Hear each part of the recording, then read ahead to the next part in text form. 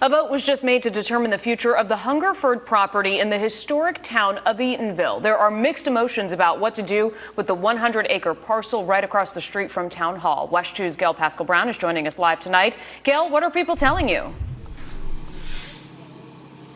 Well, the Eatonville residents have spoken, and so has the town council. Now, the developer wanted to make some changes as it relates to the Hungerford property, to the city's or to the town's comprehensive plan, but that didn't fly tonight. In fact, the second reading failed.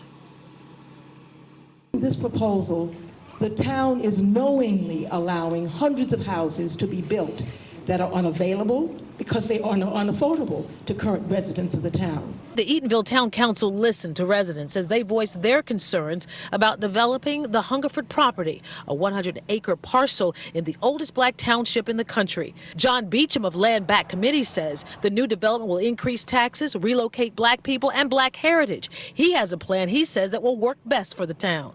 I want development, but I want smart development. Development that we want to win them worldwide. We want to make Eatonville a destination, right, because it's historical value. The Hungerford property used to be the site of the Robert Hungerford School that was founded in 1889 as the first school for black children in Central Florida. The developer, Hungerford Park LLC of Winter Park, plans to build 350 residential units, offices, retail units, open spaces, and an area for civics and art.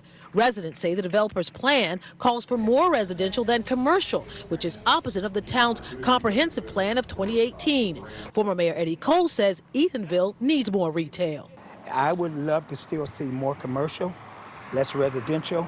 I wanted that our community don't have to leave Eatonville for anything. So if they want to go to a grocery store or whatever, we'll have the commercial and the retail to be able to do that. When the final vote came down, it was 4-1. The second reading failed. Eatonville's current mayor also voted against it, and she says the people have spoken. I really think it came down to the citizens, hearing their voices. I mean, they came out in groves tonight. You don't ignore that, and we represent them. So what happens next? The developer can go ahead with the entitlements that already come with their buying the land, or they can walk away from the deal.